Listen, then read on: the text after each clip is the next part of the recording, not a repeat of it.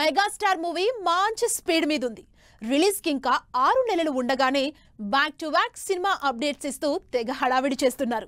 Young హీరోలకు పోటీగా సినిమాకి కావాల్సినంత హైప్ తీసుకొస్తున్నారు. మరి విశ్వంబర షూటింగ్ ఎంతవరకు వచ్చిందో, లేటెస్ట్ గా టీమ్ ఇచ్చిన అప్డేట్స్ ఏంటో let's have a look. Megastar Chiranjeevi అంటే జనరల్ గానే సినిమా మీద ఎక్స్పెక్టేషన్స్ ఉంటాయి. అయితే ఆ ఎక్స్పెక్టేషన్స్ ని నెక్స్ట్ లెవెల్ కి తీసుకెళ్తూ team back to back updates ఇస్తూ విశ్వంభర మీద ఆడియన్స్ కి క్యూరియాసిటీ క్రియేట్ చేస్తోంది. షూటింగ్ స్టార్ట్ చేసిన దగ్గర నుంచి నాన్ స్టాప్ స్కెడ్యూల్ తో ఫుల్ బిజీగా ఉన్న టీమ్ లేటెస్ట్ గా 2 ఇంట్రెస్టింగ్ విషయాల్ని షేర్ చేసుకుంది.